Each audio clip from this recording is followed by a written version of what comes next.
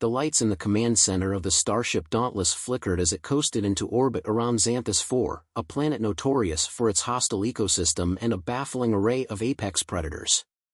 Captain Leora Vance, seated in the captain's chair with her customary posture of calm command, tapped her fingers against the armrest, her eyes fixed on the shimmering blue and green globe below. The planet's beauty was a cruel facade, concealing its lethal reputation. The mission briefing had been clear: recover a downed reconnaissance drone carrying vital data on the planet's ecosystem. What the briefing had glossed over was the staggering improbability of surviving Xanthus 4's many dangers. The briefing had also failed to account for the team's secret weapon, humans. The ship's crew consisted of a mixed-species team from the Galactic Federation, but it was the humans on board who had gained a reputation for their peculiar approach to problem-solving.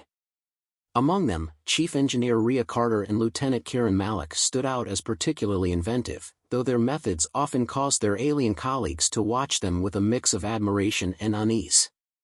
Vance's lips twitched into a faint smile as she considered the irony. Other species in the Federation viewed humans as reckless. Humans, on the other hand, called it preparation. "Captain," said Commander Tlon, the Vulcan-like alien from the planet Valkyris. His voice was crisp, analytical. "Scanners confirm the drone's location. It's approximately 1.7 kilometers from the landing zone, surrounded by dense foliage," and he paused, the barest flicker of hesitation breaking through his usual stoicism. "A significant number of large life forms, most of which are classified as hyperpredators." Vance raised an eyebrow. "Significant?" Tlon adjusted his data pad, the holographic projection of the planet's surface shimmering in midair. "Approximately 200 within a 3-kilometer radius of the drone." The room fell silent. Even the background hum of the ship's systems seemed to dim. Predators on Xanthus 4 were not merely aggressive, they were infamous for their intelligence and relentless persistence. The crew had heard the stories of expeditions torn apart in minutes, of apex predators working together in bizarre, almost malicious ways. And now they were supposed to retrieve a drone in the middle of a predator hotspot? Impossible didn't begin to cover it. "Well," Rhea said, breaking the silence, "it's not impossible." Heads turned. Rhea leaned against a console, arms crossed, her easy grin suggesting she had already begun formulating a plan. She was dressed in her standard engineering uniform, but the ever-present grease smudges on her sleeves hinted at her tendency to dive headfirst into mechanical problems. Beside her, Kieran leaned casually against the wall, his dark eyes glinting with amusement. "You have a plan?" Vance asked, her voice neutral but tinged with curiosity. "A plan?" Rhea repeated, her grin widening. "No. Not yet. But give us an hour to brainstorm, and I'm sure we'll come up with something." "Something that doesn't involve blowing up half the planet," Tlon added dryly. Rhea's expression turned mock offended. "Come on, Tlon. When have we ever done that?" "A week ago." "On Laxer Prime," he replied, deadpan. Kieran chuckled. "That wasn't us blowing up the planet. That was us avoiding being blown up. Big difference." Despite himself, Vance allowed a smirk to tug at her lips. "All right, you two. If you think you can come up with a viable strategy, you have an hour." Dismissed.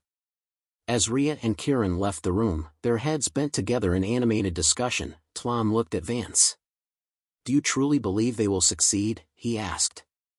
Vance's gaze lingered on the door. "I believe they'll try. And with humans, trying often looks a lot like succeeding." Rhea's workshop was a chaotic mess of tools, half-built devices, and unidentifiable mechanical parts. It was also where some of the crew's most ingenious inventions had been born, often out of necessity and a healthy disregard for conventional methods.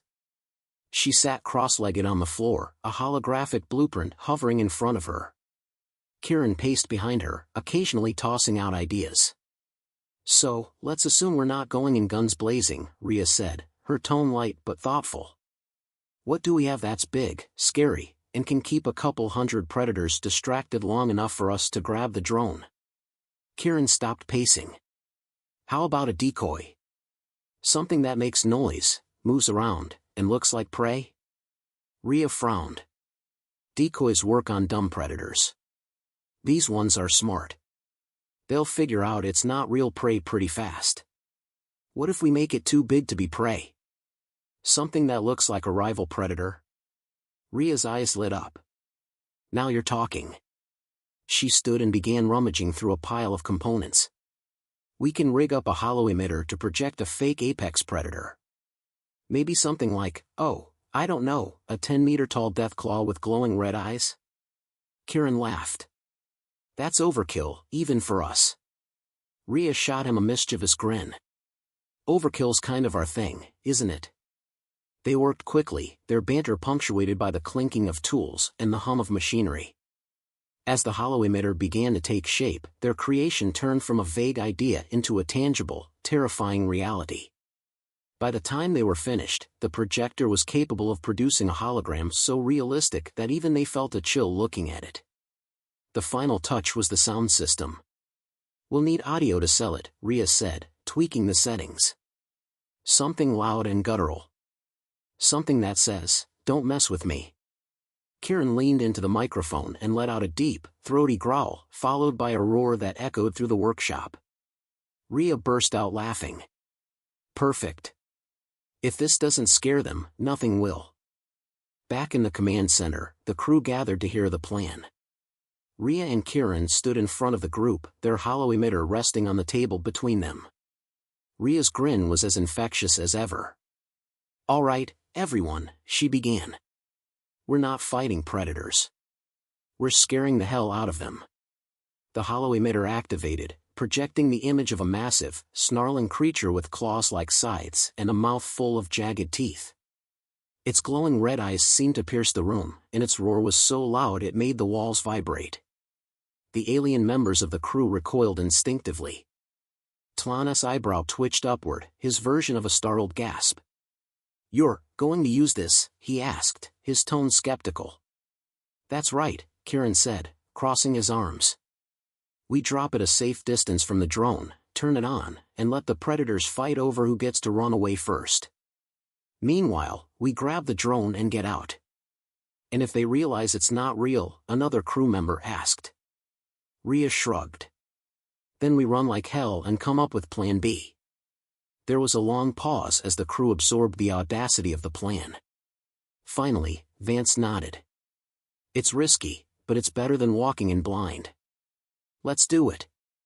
As the Dauntless descended toward Xanthus 4, the crew's nervous energy filled the air. Rhea and Kieran double-checked the hollow emitter, their confidence unwavering despite the stakes. The landing was smooth, but the tension only grew as they approached the dense jungle. The predators were out there, watching, waiting. And the humans were about to give them something to watch. The moment the emitter activated, the jungle erupted in chaos. The roar of the holographic predator echoed through the trees, sending flocks of smaller creatures scattering. In the distance, the crew could see shapes moving, shadows darting away from the source of the noise. For a moment, it seemed like the plan was working perfectly. But then, as the crew edged closer to the drone's location, a new sound emerged from the jungle, a sound that wasn't coming from their emitter. The predators were adapting, their primal intelligence rising to meet the challenge. "Ah, Rhea?" Kieran said, his voice tight. "Yeah, I hear it," she replied, her hand hovering over the emitter controls. "Looks like it's time for Plan B." Whatever Plan B was, it would need to happen fast. The jungle was alive with movement, and the predators were closing in. The stakes had just gone from high to astronomical. And yet, as Rhea and Kieran exchanged a glance, the faintest hint of a smile passed between them. This was what humans did best, turning chaos into opportunity.